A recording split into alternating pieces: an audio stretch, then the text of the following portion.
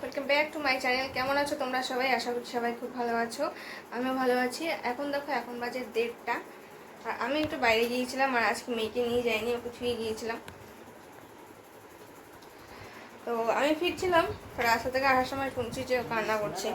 এমনি তো কান্না করেনি, এখনই বললো যে মা বলছে এখনই কান্না শুরু করেছে, এর আগে কান্না করছিল না। তো এই জন্য আমি ওর জন্য একটা কেক নিয়ে এসেছিলাম, তো ওই কেকটা এখনও খাচ্ছে। বাবা ভালো করে খাও কেকটা, তুমি তো সুন্দর করে খাও না, সুন্দর করে খাও। প্রত্যেকদিন তো ওকে নিয়েই যাই, বাট আজকে নিয়ে যাইনি। এই খুব বৃষ্টিও হচ্ছিলো সেই সময়, তো তার জন্য ওকে নিইনি। খাইছে দুধটা? খিদা পাবে না, সকাল থেকে তো কিছুই খাইনি। সকালবেলা আমি যখন যাই তখন ওকে ভাত খাওয়ানোর চেষ্টা করলাম, ভাত নিলাম। পাপা আমি পরিষ্কার করে দেবো। তখন ভাত খাইনি, তারপরে আমি ডিম সেদ্ধ বসিয়ে দিয়ে গিয়েছিলাম, তো ডিমটাও খাওয়ানোর চেষ্টা করেছিল মা, বলছে সেটাও খাইনি। একটু পরে আমি হাত পা পরিষ্কার হয়নি, তারপরে ওকে ভাত খাওয়াবো। দেখি বসি একটু, দাও ফেলে দাও।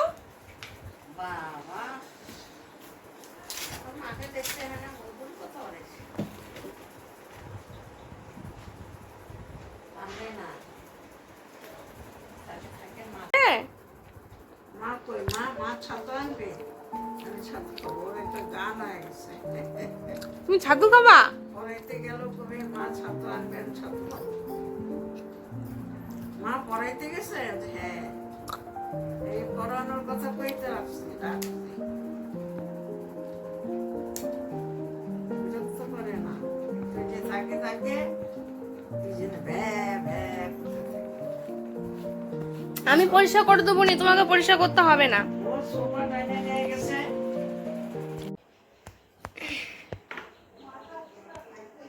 কোথায়? চলো। আর এগুলো কি করছিস বাবা? সোফা টোফা দিয়ে দেখো সবাই, সোফা টোফা সরিয়ে একাকার কাণ্ড করেছে। ছিলাম না আমি বাড়িতে। চলো, বোতল নিচে ভালো করছো। যাওয়ার সময় আমি জামা কাপড়গুলো ধুয়ে দিয়ে গিয়েছিলাম, কিন্তু মেলার সময় পাইনি, এখন মেলে দিচ্ছি, মেলে দেবো এখন। আমি উপরে গেলে আমার সাথে তোকে যেতেই হবে।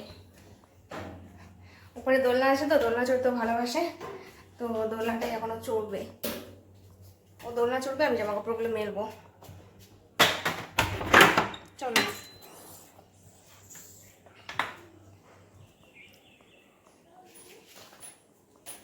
জামা কাপড়গুলো সব উপরে মেলে দিলে কি হয়, সব শুকিয়ে যায়। ওরে বাবারে, দেখ ওর পুতুলকে ও দোলনা চড়াচ্ছে। এই যে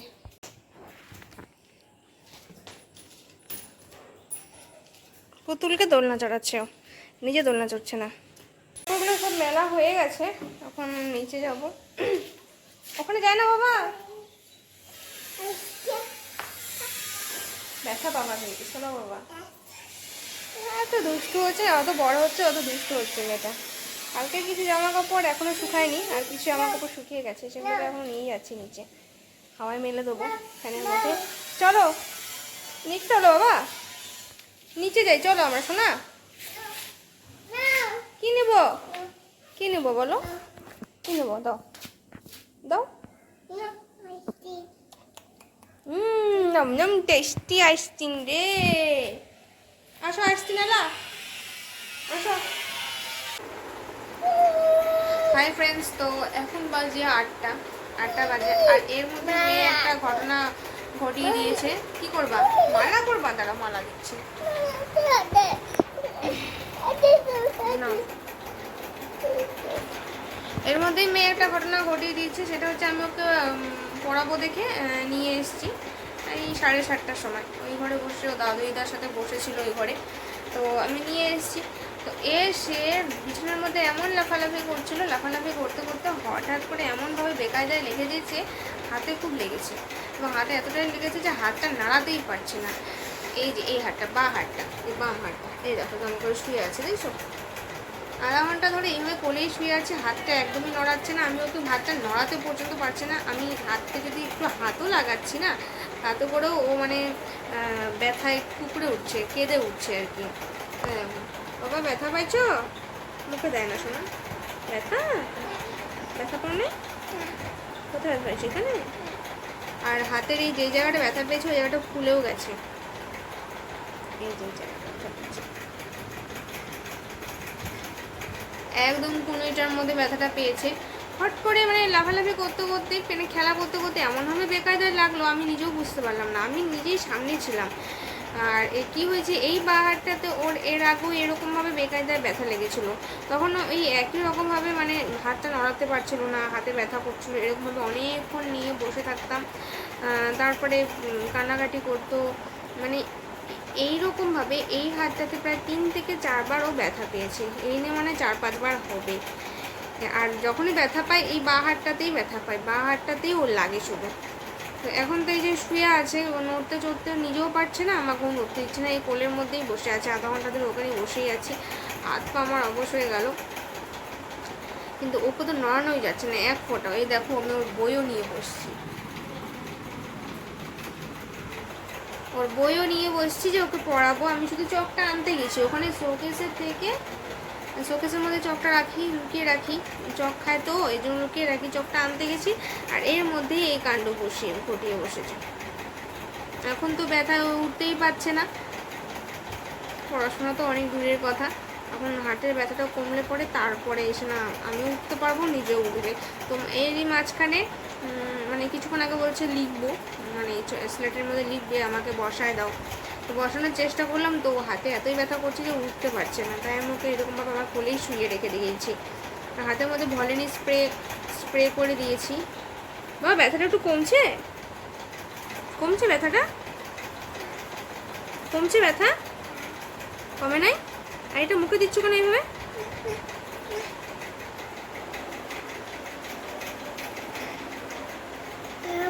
হ্যাঁ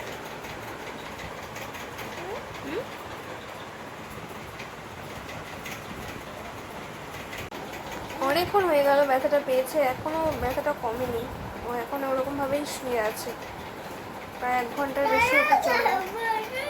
তত খাইলে হবে, একটু উঠে বস। উঠবি না?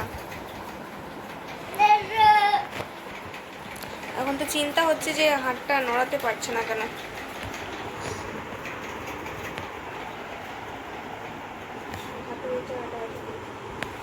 এই জায়গাটাতেও ব্যথা পেয়েছে, হাতটা একদমই নড়াতে পারছে না। এবার এতক্ষণ হয়ে গেল না, এখন এর জন্য একটু টেনশন হচ্ছে যে কিসের জন্য হাতটা নড়াতে পারছে না।